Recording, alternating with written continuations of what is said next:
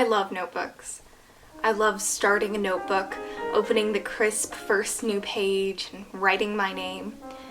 I love working through them, through the middle, through the creases and the corners, trying to figure out what makes the notebook special and using that to its advantage. And best of all, I love finishing notebooks, signing my name at the bottom of the last page and closing the cover and then putting it on my shelf, where I might look back on it in the future, but I also have the freedom not to. What I write in my notebooks is my own. But if you've been looking for different ways to use your notebooks and journals, I thought that I might open my notebooks and my heart and share with you a few of the ways that I like to do that.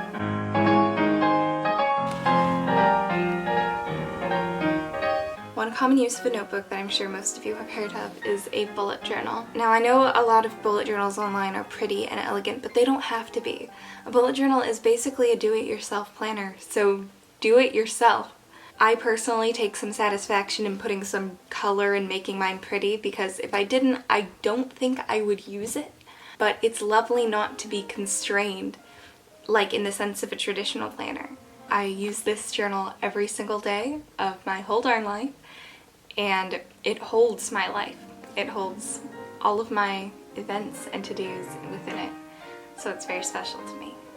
I've been bullet journaling for 5 years now. This is my 7th bullet journal, so let me know if you would like to see more in-depth tutorial on how I use it and what makes it a bullet journal.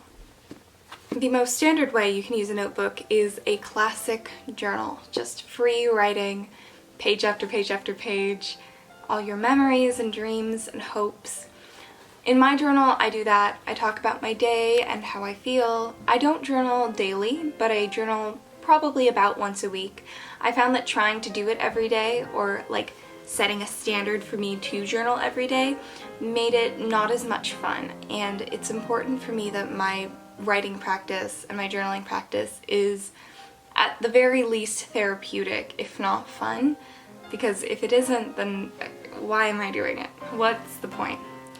I also like to stick things in my journal because I find that that makes the blank page less daunting, and it's also a great way to keep track of all the different ephemera that I get. Now I'm starting to stick in snippets from my typewriter too, so it's all very exciting. Getting into some of the less conventional ways now. This is a poem-a-day journal. I'm currently in my 3rd year of poem-a-daying. I write a poem every single day. I keep it by my bedstand, so it's usually at night, and I found that not only does it make me write more, but it's a quantity over quality thing for poetry with me, so I get, maybe 1 or 2 good poems a month, but that's 1 or 2 more good poems than I would have got if I didn't write every night. Continuing on the theme of words, this is my reading journal. Whenever I read a book or a series that makes me feel inspired to write a quote down from it or do a collage, I typically do so in here. It's pretty much like my memories of reading the book, and I haven't done very much of it because this one's pretty new, but I think that if I wanted to make an inspired collage based on another piece of art, like a movie or a TV show or an album, then I would do so in this notebook. I like that it's lined rather than blank. I know a lot of people prefer blank journals for collaging, but I feel like the lines inspire me to write more in it rather than to just collage, because I do have a separate journal for that. My collaging journal. I would highly, highly, highly recommend starting with something that isn't blank for a collaging journal.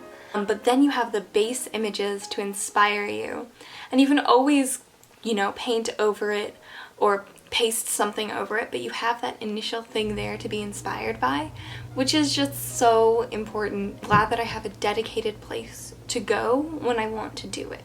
This is my learning journal, which is the place where I put notes for things that I don't have a place for. I have separate notebooks for most of the things that I learn a lot about, so this is really just for those things that I don't have a place for, but I want to recognize as learning specifically and not like personal or other information. I want to be able to find them. So I put them in this baby. And last, but absolutely not least, I would say most, this is my commonplace notebook. I love it so much. She's real special, and not just because she's shiny, but because she holds so many inspiring and wonderful quotes.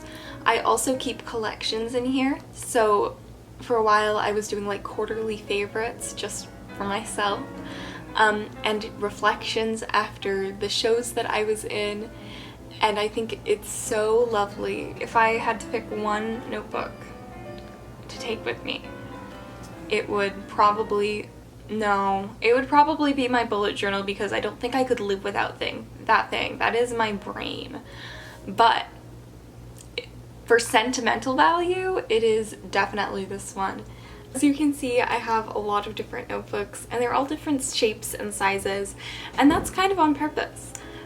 This is really heavy. I'm gonna put it down. I hope you don't mind. Really like experimenting with different sizes and styles of notebooks. I do like the tiny notebooks a lot, like this one. I think they're really good for more personal things. My journal, like my diary, used to be this size, and I really did like that because I got to fill it up a lot quicker, which made me feel like I was moving more in my life and starting and ending chapters in my life more and more often, which at this point in time is the momentum that I would like. But I also see the value in having a bigger notebook. I think that when it comes to picking a notebook, what's really important is picking something that you feel suits you. So I think that making your notebooks you is the most important thing, rather than what you use them for. Like, I know I have a lot of notebooks. I know some people would rather have just one notebook so that they can finish it up quicker, or so that they don't forget about it. I know a lot of people have issues with starting a notebook and then never finishing it and then just starting a new one. I would say to put your notebook somewhere where it's going to remind you that it exists, and if you really do want to use it and want it to be part of your life, then it will be. And if you don't, then maybe using notebooks isn't for you. Maybe you prefer a digital system. Maybe loose leaf paper or binder is something for you. Don't feel bad that pen and paper doesn't work for you. I know a lot of people are like, oh, you know, you gotta have pen and paper, it's better than everything else. But can it really be better than everything else if it doesn't work for you? I don't think so. So make sure that what you do have does work for you. I think that's all for this video. Thank you for coming along with me and my lovely, lovely notebooks. Tell me about your notebooks. I would love to hear if you have like a favorite notebook or a specific way of journaling that really works for you. Anyways, let me know. I'll see you soon.